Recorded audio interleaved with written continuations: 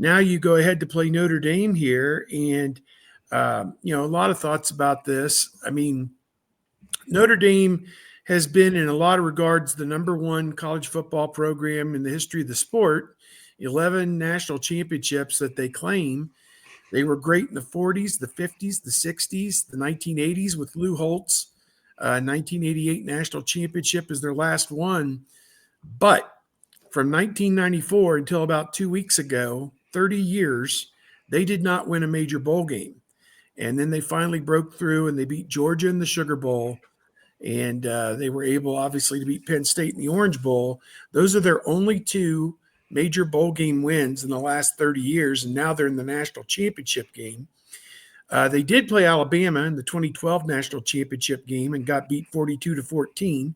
Had Ohio State not been on probation, it would have been Ohio State versus Notre Dame, both undefeated for that championship that year. But it obviously didn't pan out that way. And then they've been in the playoff twice since then and gotten blown out both times. I think Georgia was one of them, and was the other one Alabama or Clemson? Just, raw. I think it may have been Clemson in the other one, because it may have been a rematch from the year that Notre Dame beat Clemson the COVID year. So at any rate, you think about it, it's been a long road here, to get to this point. Is Notre Dame ready for the bright lights? They really haven't showed it historically in the last 30 years, and yet, they're in this position, and it just takes playing one great game of football and capitalizing on Ohio State's mistakes, like Texas was not able to,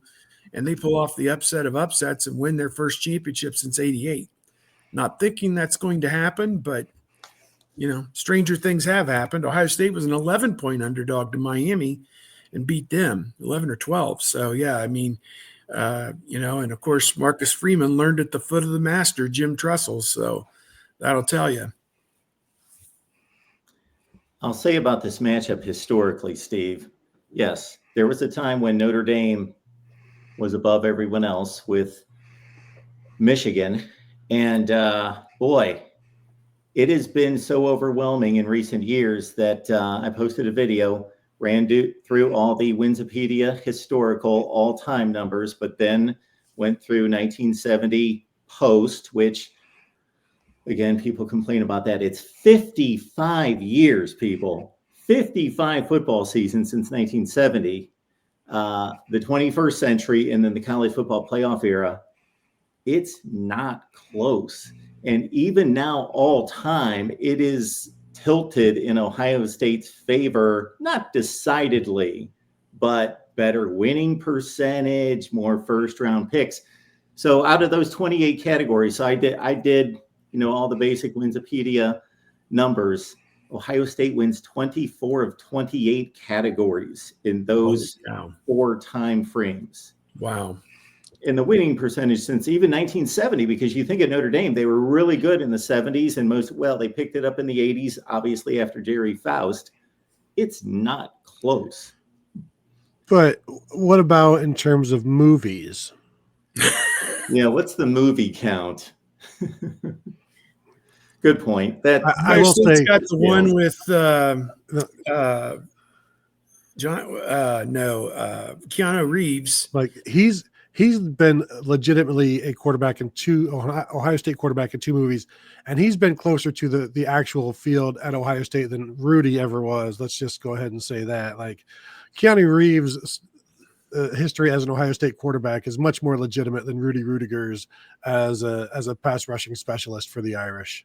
I saw somebody put on Twitter a funny thing debunking the whole Rudy myth and how the guy was even involved in a fraud thing or something or the other in the last 20 years or something, like allegedly. Allegedly.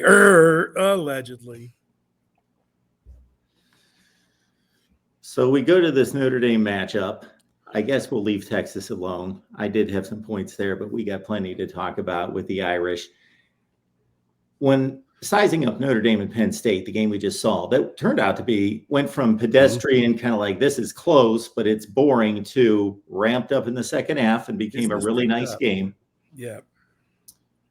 Those two teams, outside of me my simple breakdown was they're mirror images of each other, but Riley Leonard's the runner and Drew Aller's the future NFL quarterback. Well, Leonard then was the better passer in the game, and Aller just kind of imploded with the help of the Notre Dame defense. But in this one, it seems to be mirror images of each other.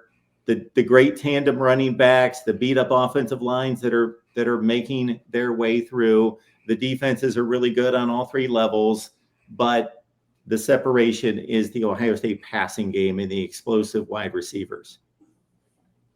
Yeah, I would agree with that. I tweeted this out, but one of my questions is how many of Notre Dame's players would start for Ohio State this year? And it's not a lot. And you could make an argument that nobody would be. I'm not going to make that argument, but feel free to do so if you want out there. But Ohio State has been able to stop the run. Notre Dame has not been running the ball that well in the playoffs. They got their 98-yarder from Jeremiah Love on his second carry against Indiana. But outside of that, they're not doing that well. Jadarian Price and Jeremiah Love have carried the ball 53 times in the playoffs, and 33 of those 53 carries have gone for 3 yards or less. So like over 60% of their carries have gone for 3 yards or less, and that's kind of what they are. And the amazing thing is that they're able to operate that way. And against Penn State, when they had 3rd and 3 or shorter, they were 8 for 8 on third downs. They picked up every single short yardage. And if they don't pick it up in this game on 3rd and 2 and it leads to a 4th and 1, they're going to go for it on 4th and 1 if they're, near the 50-yard line. So this is a very slow and steady Notre Dame offense. But if Ohio State doesn't give them short fields, if they don't, Penn State or Notre Dame needs to win the special teams. They need to win field position. They need to win turnovers. And if they don't do those three things, maybe all three of those things, then I don't see a path towards victory for them. These are things that Michigan had to do. Like Michigan's plan is very similar to what Notre Dame can do. I think Riley Leonard is a combination of Davis Warren and Alex Orji. Like he can throw a little bit and he can run. And he's kind of just like what Michigan's quarterbacks are. I think the receivers are a little bit better than Michigan's.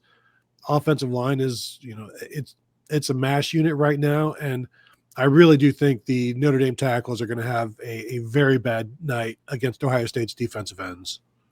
Yeah, I just watched the Penn State game again, and we were all watching it together, Tony and a bunch of us down in Dallas in the hospitality room there at the Westin Las Colinas in the Metroplex, where the media hotel was the night before the Ohio State-Texas game.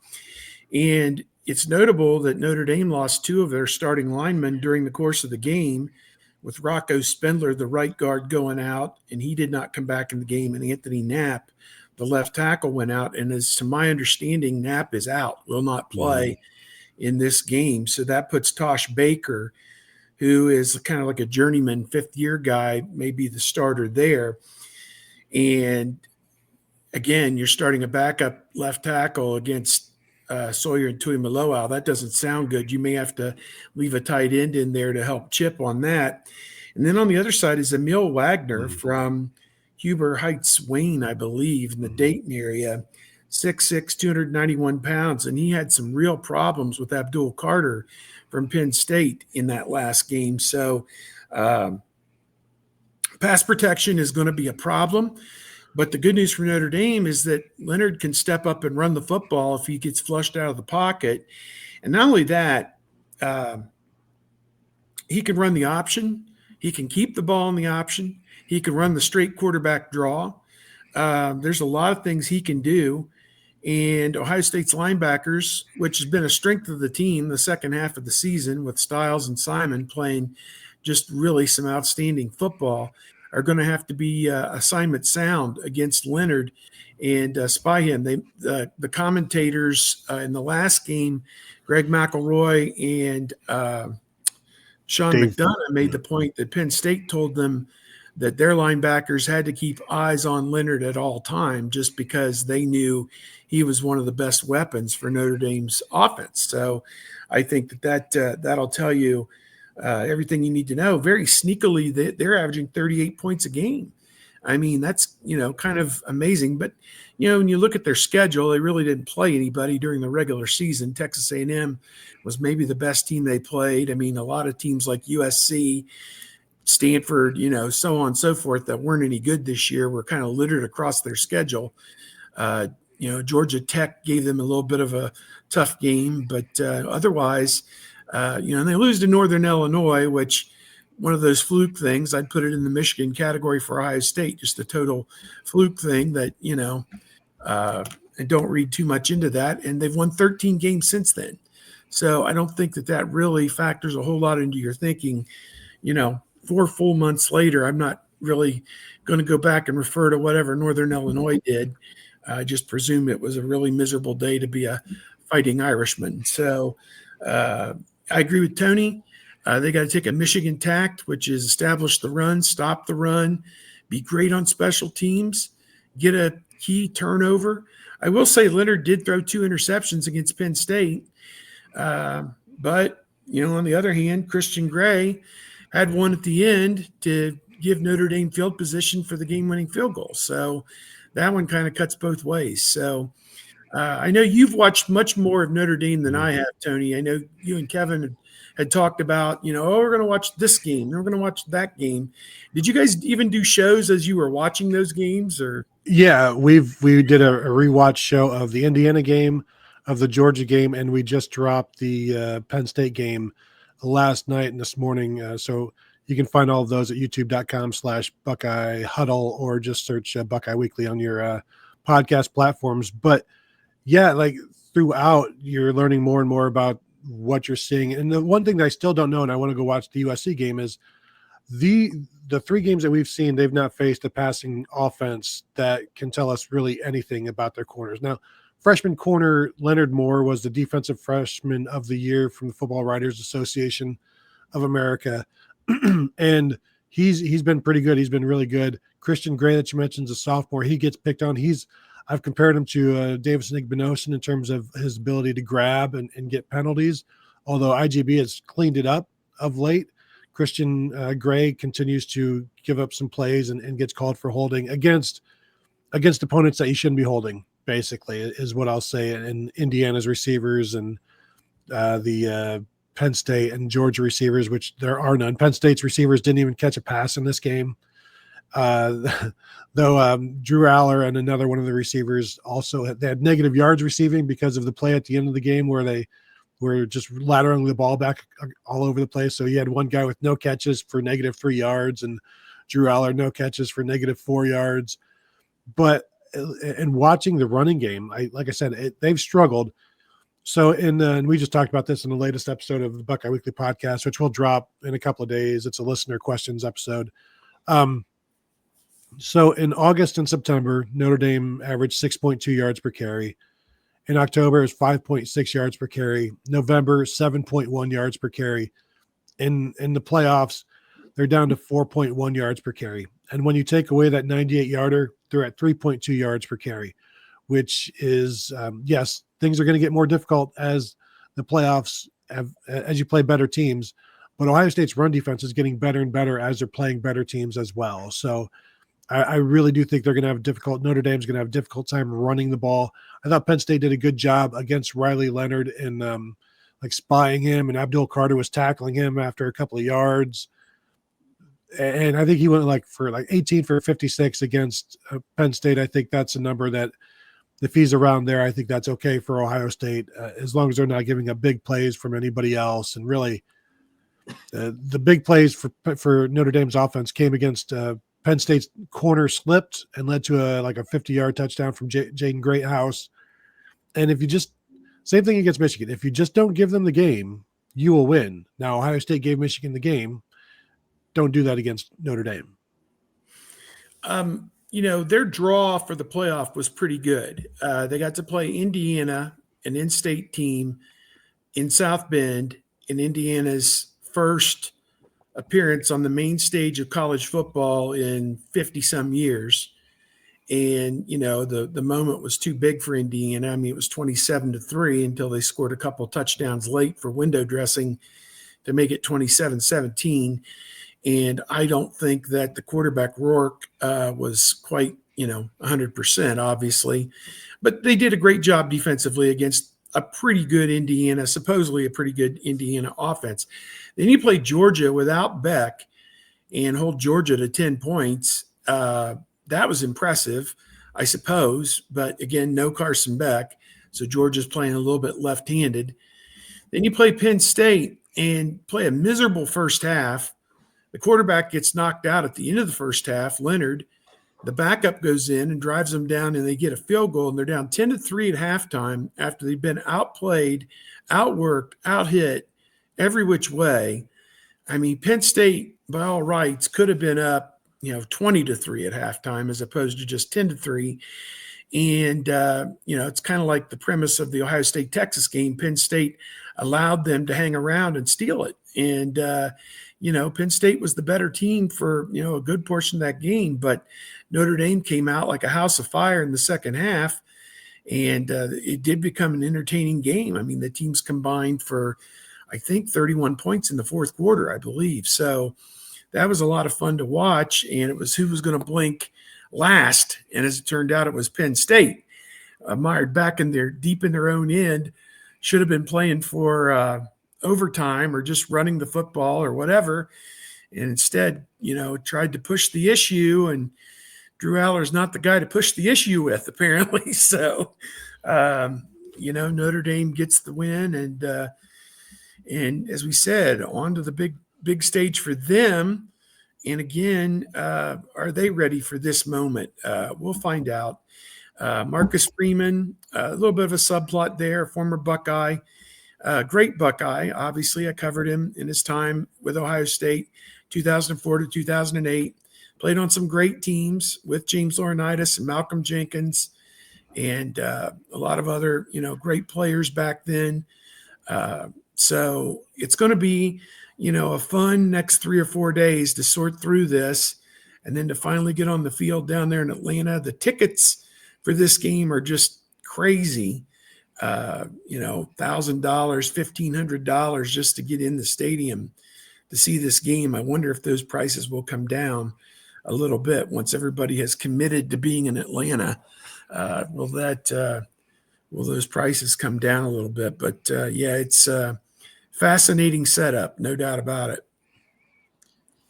And Christian Gray and Davison Igbignosin. Yeah, Christian Gray reminds me of like a modern day Everson Walls, feast or famine kind of guy.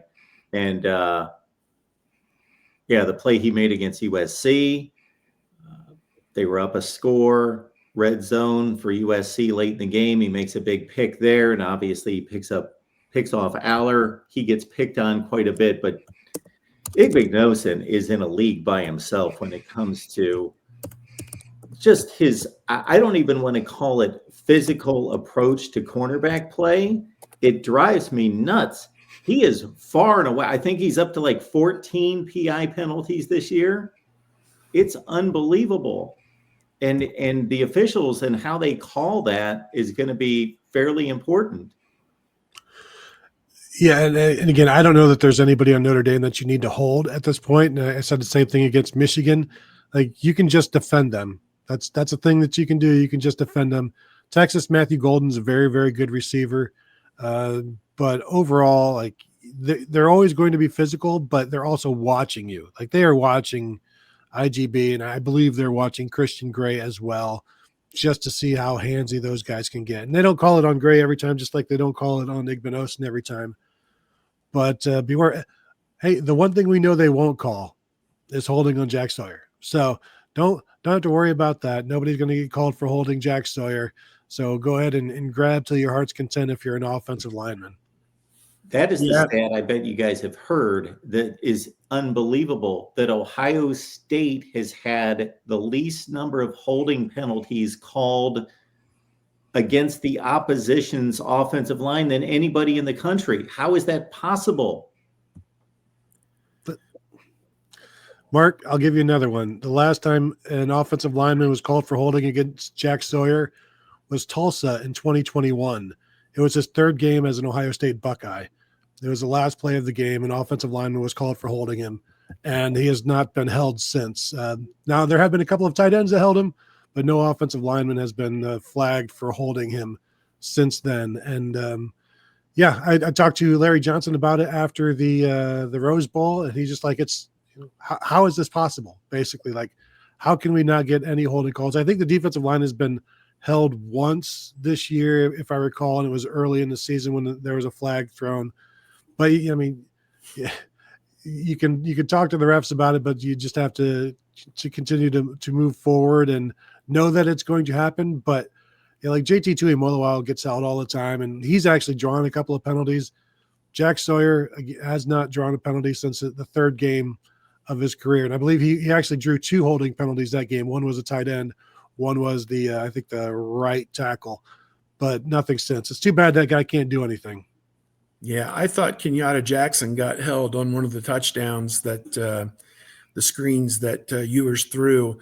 Looked to me was coming off the left edge and kind of got, grabbed around and spun around, away from Ewers. And there were others probably in that game as well. It's just Ohio State did get nailed with 2 holding penalties. And when you looked at it on the replay, you're like, yeah, that's holding, so they will call it if it's blatant, I suppose. Ohio State's got to do a better job, got to play a cleaner game. Mm-hmm. And, as we get onto that topic, just with the offensive line, they've got to play a cleaner game. I see with Notre Dame's defense kind of what makes them special. They don't have anybody who's going to jump right off the page at you, but they've got 10 really, really good players, and so they don't have a weak link. It doesn't look to me in terms of oh yeah, this is what you do to beat these guys. So I think for Penn State it was a struggle at times. So Ohio State has got to establish the run early and lean on Notre Dame. And Notre Dame plays a lot of guys on defense. I try and write down all the guys who play. And in that Penn State game, I think we've got about 18 to 20 guys who played a lot of snaps. So they will rotate on all 3 levels quite a bit. So they'll keep their guys fresh. And even with injuries, they have another guy to put in there. We talk about the offensive line being down 2 guys. Ohio State's got to exploit that. So we'll see what they come up with that. They got, I read Fox had a really nice column, foxsports.com, kind of saying, okay, if you had to pick the all-star team between these 2 teams, what would it be? And I think it was like 14 for Ohio State and 8 for Notre Dame. And I agreed with most of it. There were a couple that I didn't really like, but I think Mitchell Evans at tight end is pretty good for Notre Dame. They had Riley Leonard over Will Howard, I think, just because he can do both, whereas Howard pretty much, only does one, although Howard's been exceptional, in my opinion, by and large. And I think a lot of areas you give, Notre Dame the edge, but I think more areas you give Ohio State the edge. Go ahead, Mark. I see you want to jump on that one. Well, bringing up both Howard and another name we've yet to bring up yet, when Steve talks about exploiting the Notre Dame defense, a guy named Jeremiah Smith. So Will Howard throws that pick in the 3rd quarter, the first drive, and I didn't just have an issue with the decision. It was that he was locked in the whole time on the replay. He didn't try to look off the safety. And of course, the safety didn't turn out to be the issue, but the safety was shading that way. So you basically had 3 guys around Jeremiah Smith, the corner, 2.5 coverage, safety shading. Then you had the linebacker did a great job of dropping and picking the ball off. So where do they get caught between possibly force feeding Jeremiah Smith or just saying, you know what, we got plenty of weapons. We're going to do what we did last game. And Carnell Tate stepped up a little bit. Nobody had a crazy good game. Even Ibuka was held to 51 yards on 5 catches, but just allowing that to be dictated to them or saying, we have to get this guy the football. I don't think you need to force it to him. Now, Notre Dame's mainly a heavy man coverage team, and Leonard Moore, their cornerback, said that's what we're going to do. We're not going to change what we do.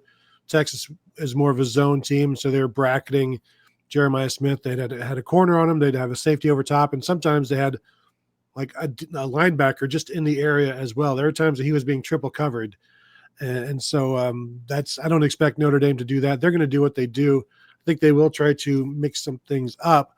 I don't think that you need to force it to Jeremiah, and I don't think they did in this last game. Will Howard made a bad throw on that one, and didn't see the linebacker. Overall, though, like I think one of the reasons you didn't have anybody really blow up is because of all of the penalties. If you stop the penalties, then there are going to be bigger numbers. Like no holding, so now you no longer have like a 2nd and 22. Now it's just a 2nd and 10 or a 2nd and 2 or whatever.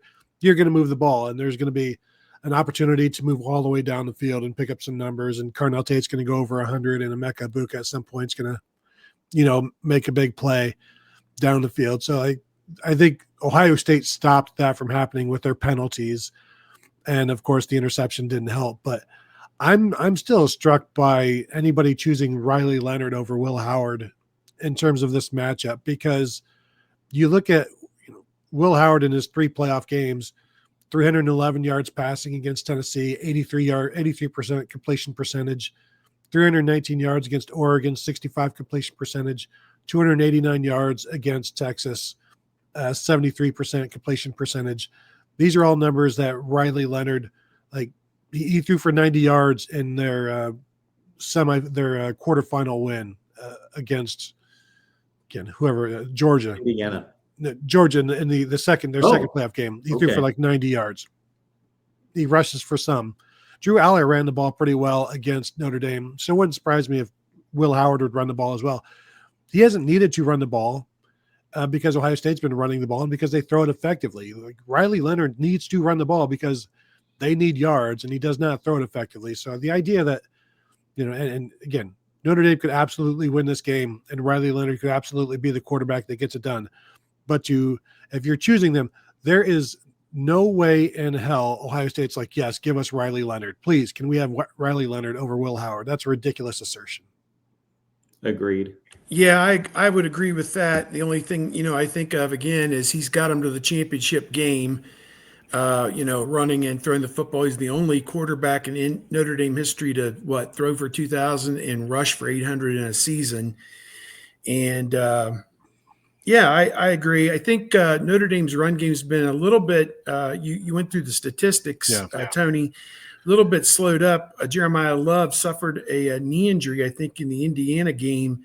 And he also had the flu preparing for one of these playoff games. So he's been a little bit slowed up. Is he going to be that much healthier for this game? I don't know. But he had an amazing 2-yard touchdown run against Penn State, an incredible touchdown run where he just kept fighting and fighting and fighting. So that just shows that was a heck of a second half. I want to say that was one of the funnest games. Mm-hmm. And we're all sitting there. It's really funny, Mark. We're at the hospitality room, and it's this huge ballroom in this Westin hotel. And they've got TVs spread out about every 30 or 40 feet all around the room, like big screen TVs. And it was some type of weird internet. We always get this, Tony, when we go to these bowl games. It's some kind of weird internet television setup.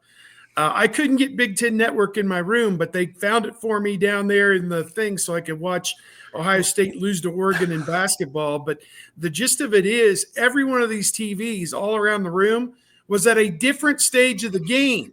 Like one of them was live. The next one was 20 seconds behind. The next one was 40 seconds behind. So you'd hear an ooh and ah over in one corner of the room, and then you're like, whoa, what happened?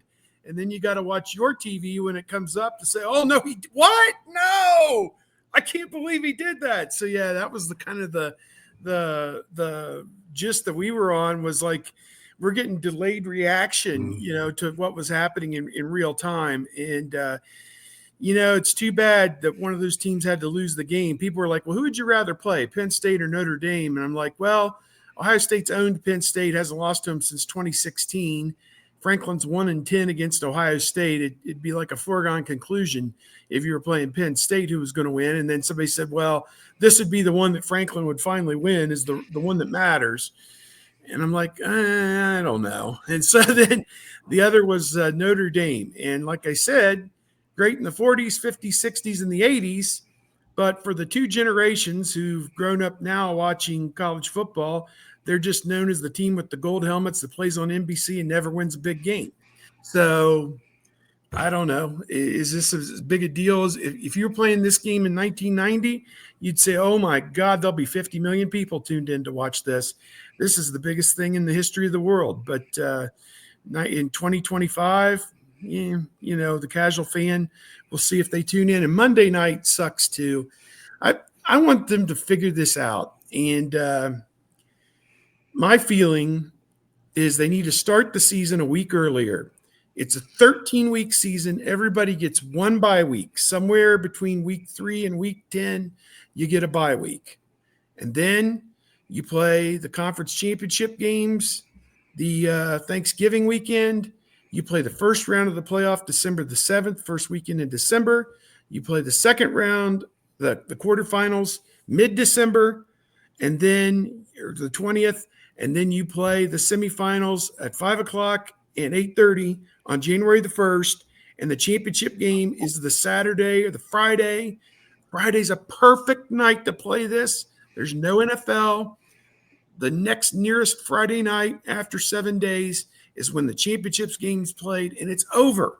And even go back to home fielded games in the first round and the quarterfinals too. I know that really knocks 3 of the big bowls out of the rotation, but screw them. It's kind of my feeling. We don't owe those people anything. So